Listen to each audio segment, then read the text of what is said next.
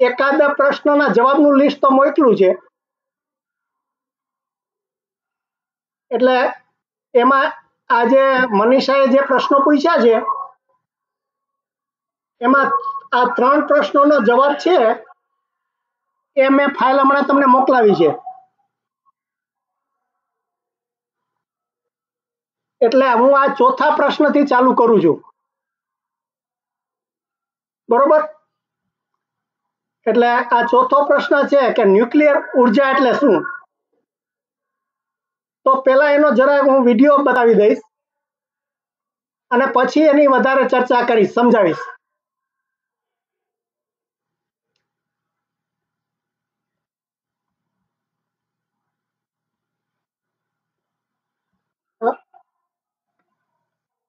Hello,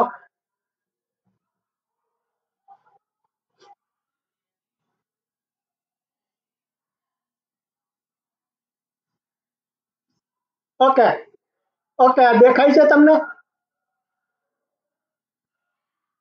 okay, જો એટલે આ ન્યુક્લિયર પાવર કેવી રીતે બને એનું આ સમજાવ્યું છે આમાં, કે આ જે બે પદાર્થ હોય એટલે બે એના પરમાણુ હોય, એટલે આપણે શું કહેવાય, અણુની જે વાત કરી ને, એટલે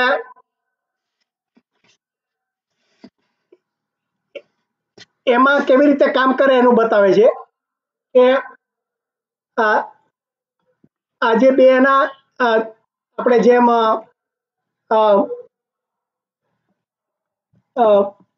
હાઇડ્રોજન કે ઓક્સિજન ને બધા આપણે શીખાતા ને, આ બધા જુદા જુદા તત્વો,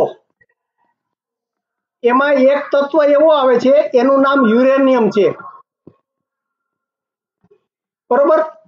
આ યુરેનિયમ તત્વમાં એટલે બધા તત્વો જે હોય એમાં આપણને ખબર છે કે જે વચ્ચેનો ભાગ હોય એને ન્યુટ્રોન, એટલે કેન્દ્ર હોય એને ન્યુટ્રોન કહેવાય. પછી આ એના ઉપર બીજો વળગેલો હોય એ પ્રોટોન હોય, અને આ બહાર જે ફરતો હોય જે નેગેટિવ, એટલે આ પ્રોટોનનો પોઝિટિવ ચાર્જ હોય, આનો ઇલેક્ટ્રોન હોય. એટલે આવી રીતે જે આ બધા તત્વો હોય એના ઉપર આમ કે બહારથી એને બીજો મારો ચલાવે, આ પ્રોટોનનો બહારથી બીજા પ્રોટોનનો તમે મારો ચલાવો તો આની અંદર ભટકાઈને આ બે ધડાકો થઈને બે જુદા પડે અને એમાંથી ખૂબ જ મોટો ઉર્જા ઉત્પન્ન થાય, એને ન્યુક્લિયર ઉર્જા કહેવાય. સમજાણું? એટલે જો હવે આ એનું ખાલી આપણને થોડોક વિડીયો છે જોઈએ.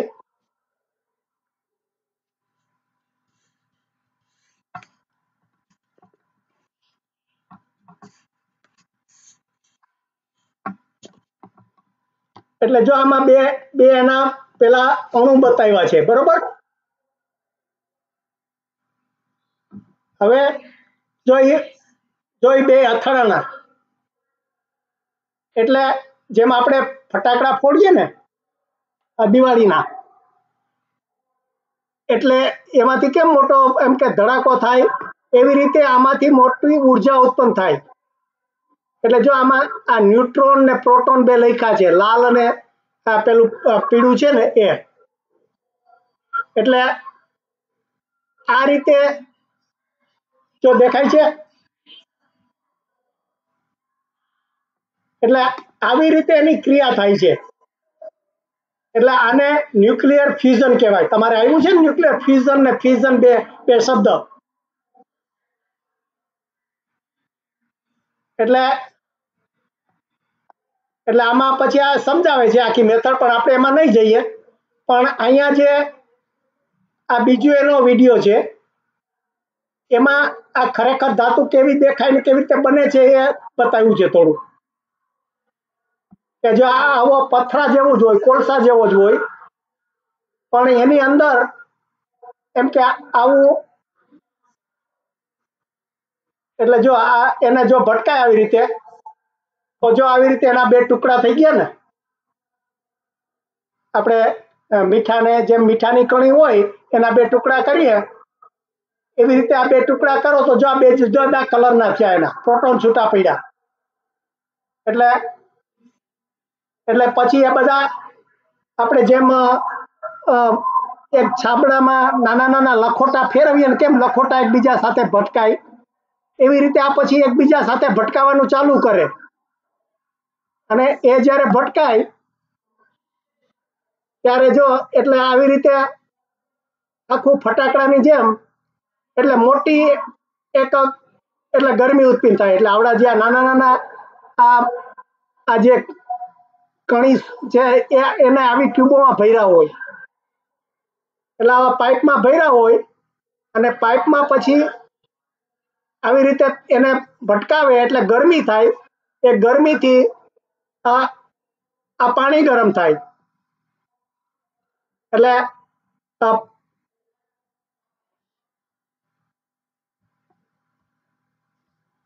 એટલે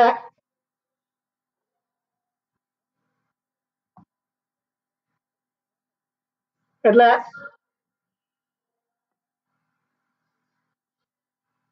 એટલે આ દેખાય છે. એટલે એટલે આવી રીતે જ્યારે ભટકાય ત્યારે એનામાંથી ખૂબ જ એમ કે ઉર્જા એટલે શક્તિ ઉત્પન્ન થાય. એટલે એ બધો આવા નાના નાના કણ છે એ આવી પાઇપમાં ભર્યા હોય અને એ બધી પાઇપનો આવી રીતે ભેગા કરીને પાવર સ્ટેશનમાં એને બનાવ્યું હોય. એમાં એ ભેગા થાય ને એમાંથી આ ગરમી ઉત્પન્ન થાય. એટલે ગરમી એટલે પાઇપ ગરમ થાય અને પાઇપ ગરમ થાય એટલે એના ઉપરથી આ જનરેટર ચાલે. આપણે જે મોટર પાણીની મોટર મૂકી હોય ને એવી રીતે આ બધું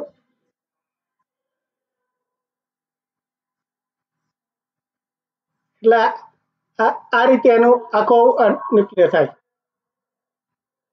એટલે ખાલી મેં તમને એટલા માટે બતાવ્યું કે તમને આ કેવું પ્રેક્ટિકલમાં કેવું હોય ખબર પડે. ઓકે, સારું. હવે પાછા આપણે આપણા આ ચર્ચા ઉપર આવીએ. એટલે આ તમારો પ્રશ્નનો જવાબ મળ્યો? કોણે પૂછ્યો? મનીષા? તારો આ પ્રશ્ન હતો કે ન્યુક્લિયર ઉર્જા એટલે શું, એટલે હવે થોડી ખબર પડી? હા, ઓકે. પછી આ પાંચમો પ્રશ્ન છે કે વીજળીની કુલ ઉર્જા અચળ છે. આ વિધાન ઉર્જા સંરક્ષણનો નિયમ કહેવાય. શા માટે? તો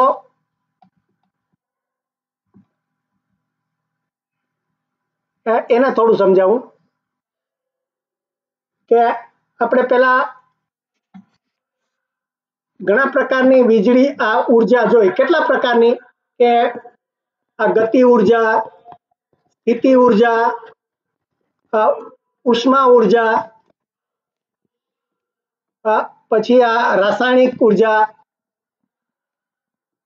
એટલે કે એનું આંતરિક ઉર્જા કહેવાય. પછી આ ન્યુક્લિયર. એટલે આ બધા છે એનો એમ કે આખા બ્રહ્માંડમાં એની સંખ્યા એ અચળ છે. એટલે કે એક જથ્થો એનો નિશ્ચિત છે. એટલે તમે એમાં નવું કોઈ ઉત્પન્ન ના કરી શકો કે કોઈ નાશ ન કરી શકો. એમાંથી ફેરફાર થઈ કે ગતિ ઉર્જા હોય એને તમે સ્થિતિ ઉર્જામાં બદલાવો અથવા સ્થિતિ ઉર્જાને ઉષ્મા ઉર્જામાં બનાવો અને આ ન્યુક્લિયર હોય એને રાસાયણિક ઉર્જામાં ફેરવો. એટલે આવી રીતે એને આપણે શું કીધું, આ જે શબ્દ વાપરો છે અહીંયા કે સંરક્ષણ એટલે ઉર્જા સંરક્ષણ એટલે જળવાય. સંરક્ષણ એટલે જળવાઈ રહેવાનું. આ સંરક્ષક આ શબ્દ છે એટલે કે એની જાળવણી થાય. એટલે કે જે આટલી કુદરતના જે બધી આખી શક્તિ પડી છે એ એટલી ને એટલી રહે, એ ઓછી પણ ન થાય અને વધુ પણ ન થાય. એટલે એ જવાબ મળી ગયો હવે કે વીજળીની કુલ ઉર્જા આ વિશ્વની કુલ ઉર્જા અચળ છે, આ વિધાન ઉર્જા સક્ષમ પર. પછી આ છઠ્ઠો પ્રશ્ન છે, ન્યુક્લિયર ફિશન એટલે શું? તો એ આપણે હમણાં સમજાવ્યું કે આપણે જે ન્યુક્લિયર એનર્જી બને ને એ બે રીતે બને. એટલે એક આ બે જણા ભેગા થાય તો એને ફ્યુઝન કહેવાય. ફ્યુઝન એટલે ભેગું કરવું. આપણે જેમ આપણે ખાંડ ને ઘી ભેગા કરીએ ને, આ બનાવીએ ખાંડ ને ઘી બનાવીને તેલ બનાવીને કે વસ્તુ બનાવીએ, લાડુ બનાવીએ, તો એ શું કહેવાય? ફ્યુઝન કર્યું કહેવાય. શું કહેવાય? અને બીજો શબ્દ છે ફ્યુઝન, એટલે એના જેવો જ લાગે છે. આ અંગ્રેજી શબ્દ છે ફ્યુઝન. આમાં આ બે ભેગા થાય ને ઓમાં બે છૂટા પડે. ધારો કે આપણે છાશ વલોવીએ તો ખબર છે આપણે માખણ અને છાશ છૂટા પડે ને, તો આ એકમાંથી બે વસ્તુ, આપણે દહીંમાંથી જે બે વસ્તુ છૂટી પડી એને શું થયું કહેવાય? ફ્યુઝન. એટલે ફ્યુઝન એટલે એક વસ્તુમાંથી બે વસ્તુ છૂટી પડે, અને ફ્યુઝન એટલે આ પેલા જે આપણે ભટકાતા હતા દેખાતા હતા ને બધા, એટલે આવી રીતે બે વસ્તુ ભટકાય અને એક નવી વસ્તુ બને, એને ફ્યુઝન કહેવાય. એટલે આપણે હજી આ ફ્યુઝન કરીને વીજળી ઉત્પન્ન કરે છે, પણ આ ફ્યુઝનનું હજી નથી થયું. ફ્યુઝનનો હજી પ્રયત્ન ચાલુ છે, એ બહુ અઘરું છે. પણ આપણને થિયરીની એટલે પ્રયોગની રીતે ખબર છે એમ, પણ પ્રેક્ટિકલમાં હજી એનો ઉપયોગ થયો નથી. ઓકે, આ જવાબ મળી ગયો. તો ન્યુક્લિયર ફ્યુઝન એટલે શું? ઓકે, પછી કેન્દ્રગામી એટલે શું? એ હવે તમારે આપણે પેલામાં જોઈ લઈએ. પાઠમાં જ આપ્યું છે કે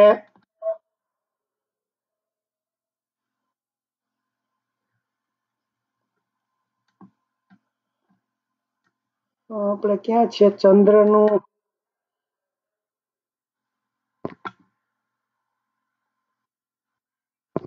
કેટલામ પાનું છે? પેલું ચિત્ર હતું એટલે ચંદ્ર ફરે છે પૃથ્વી ઉપર. ઓકે, અહીંયા છે. એટલે બસ અહીંયા કેન્દ્રગામી શબ્દ વાપરો છે. એટલે જો અહીંયા લખ્યું છે કે કેન્દ્રગામી બળ સ્થાનાંતરને લંબ હોવાથી થતું શૂન્ય કાર્ય છે. એટલે તમારો આ શબ્દ છે ને કેન્દ્રગામી બળ, તો જો આ ચિત્રમાં જુઓ, જો આ પૃથ્વી છે એ ચંદ્રને પોતાના તરફ ખેંચે છે, બરોબર? એટલે આ ચંદ્ર પૃથ્વીની આસપાસ ફર્યા કરે છે, દૂર ઉડીને જ જતો. આપણે જેમ આ ગોફણ હોય પેલો આ બાંધીને, દોરી બાંધીને ફેરવતા હોઈએ ને, આપણે એવી રીતે આ પૃથ્વીની આસપાસ જે ચંદ્ર ફરે છે, કારણ કે આ એના કેન્દ્ર તરફ એનું ખેંચાણ છે. આપણે જે ગુરુત્વાકર્ષણનું બળનો જે વાત કરતા હતા ને, એ કેન્દ્રગામી એટલે કેન્દ્ર એટલે એનું આ સેન્ટર, અને એના તરફ અને એનાથી દૂર જે કાઢે એને શું કહેવાય? પ્રવીણભાઈ, તમને યાદ છે કેન્દ્ર શું કહેવાય? આ ગામી એટલે એના તરફ, કેન્દ્ર તરફ ખેંચે, અને કેન્દ્રથી દૂર ફેંકે એને શું કહેવાય?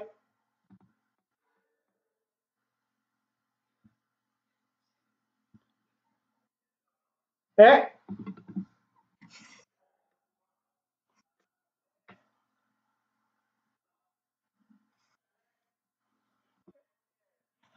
હા હા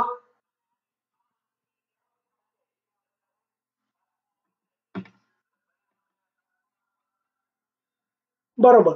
એટલે એટલે એ આમાં આપ્યું છે, પણ હું તો આનો વિરોધી શબ્દ વિચારતો હતો, તમને યાદ હોય તો, કેન્દ્રગામીનો વિરોધી શબ્દ.